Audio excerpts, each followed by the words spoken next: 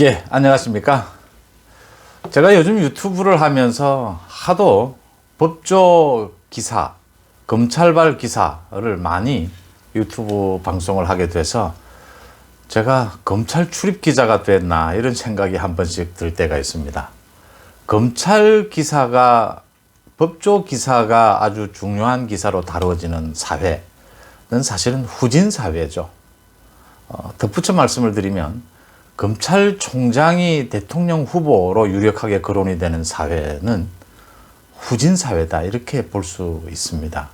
우리 사회가 왜 이렇게 거꾸로 가고 있는지 또 한 번 확인할 수 있었던 게 오늘 박범계 법무부 장관 후보자에 대한 청문회를 보면서 우리 사회가 거꾸로 가고 있다. 조국에 이어서 추미애, 박범계를 보면서 그 청문회 과정에서 이런 수준의 사람들은 이제 공직 사회에 들어와도 안 되는 그런 자기 관리를 해왔던 사람들이 공직을 하겠다. 이어서 장관을 하겠다. 그것도 법무부 장관을 하겠다. 이런 수준으로 우리가 전락을 했구나. 박범계는 오늘 인사청문회에서 지금 검찰이 공수처의 주로 그거니까 견제 대상이니까 검사에 관계되는 윤석열 부인 사건이라든지 김학의 사건이라든지는 공수처로 이전해야 되지 않느냐, 이첩을 해야 되지 않느냐 이런 자신의 견해를 이야기하기도 했는데 박범계는 인사청문회가 필요가 없는 수준이었다 이렇게 보입니다. 오는 28일 헌법재판소에서 그 공수처에 대한 위헌 심판 결과를 내린다고 하죠. 크게 기대가 되지는 않지만 그래도 어떤 내용으로 심사를 할지는 한번 지켜볼 만하고요. 또 국가인권위에서 오늘 박원순 시장의 성추행 의혹에 대해서 사실이라고 인정을 했습니다. 그건 당연한 일이어서 별 큰 내용은 아니지만 그래도 인권위 재판에 의해서 인권위까지 확인을 한 대목이고 안희정, 박원순, 김종철로 이어지는 이런 성추행 혐의에 대해서 많은 사람들이 충격적이다 이렇게 받아들이고 있습니다. 소위 지금 진보 그룹, 진보 진영이라고 하나요? 그 진영의 전체적인 문화에 문제가 있었던 거 아니냐? 이 사람들의 어떤 성인지 감수성 전체에 문제가 있는 게 아니냐 이런 지적도 나오고 있습니다. 윤석열 검찰, 지금 검찰의 문재인 정부에 대한 권력형 비리에 대한 수사가 아주 빠른 속도로 진행이 되고 있습니다. 공수처도 출범을 하게 되고 또 4월 선거도 있는 만큼 이게 빠르게 진행이 돼서 어느 정도 마무리가 빨리 돼야 되지 않느냐 이렇게 보입니다. 그 송철호 울산시장 선거 개입 사건과 관련해서 검찰이 송철호를 다시 소환해서 재수사를 했고요. 그 다음 이진석 현재 청와대 국정상황실장, 당시에 지방선거가 있을 당시에 그 비서관도 곧 기소를 할 방침이다 이렇게 밝혔습니다. 임종석 비서실장에 대한 재소환 수사가 있게 되면 이제 남은 것은 문재인 대통령에 대한 조사 아니냐 이렇게 보입니다.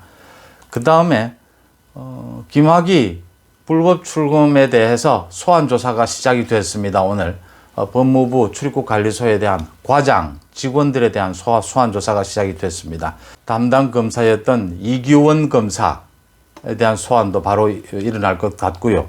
그 다음에 차규근 출입국 관리소 그 본부장, 차규근은 지금 김학의 불법 출금에 대해서 공익 제보를 한 공익 제보자, 공익 신고자, 거기에 대한 공격도 했죠. 오늘 공익 신고자를 이 업무상 기밀 유출죄로 고발을 하겠다 이런 방침을 밝혔죠. 그런데 곧 소환이 될 것으로 보입니다. 차규근도 소환이 될 것으로 지금 예상이 됩니다. 그럼 착착 이어서 이것도 청와대까지 향할 수밖에 없는 대목이고요. 그리고 오늘은 또 월성 원전 수사를 맡고 있는 대전지검에서 백운규 전 산업통상자원부 장관을 소환했습니다. 지금 현재 조사 중인데 백운규 장관이 사실상 실질적으로 그 경제성 평가 조작을 지시하고 또 그 이후에 500건이 넘는 자료 폐기, 그 감사원의 감사에 대비해서 폐기를 지시한 것으로 보이기 때문에 백운규에 대한 수사 소환이 끝이 나면 이제 당시에 청와대 최이봉 비서관에 대한 소환이 있을 것으로 보입니다. 이건 역시 청와대 대통령으로 향할 수밖에 없는 수사 결과입니다. 송철호에 대해서는 이미 송철호를 비롯해서 13명에 대해서 이 지금 송철호 울산시장 선거 개입에 대해서는 그 기소가 이미 됐죠. 지난해 1월 달에 청와대 관계자 8개 부처 관계자 13명 송철호를 비롯해서 기소가 됐는데 지금 참고자들 또 관계자들 조사가 다 끝나지 않아서 재판도 지금 제대로 이루어지지 않고 있고 그동안 서울중앙지검에서 뭉개고 있어가지고 수사도 제대로 진행이 되지 않았죠. 검찰 인사에 따라서 담당하던 검사들이 전국으로 다 흩어지기도 했고요. 송철호를 다시 불러서 이게 아주 복잡하게 되어 있습니다.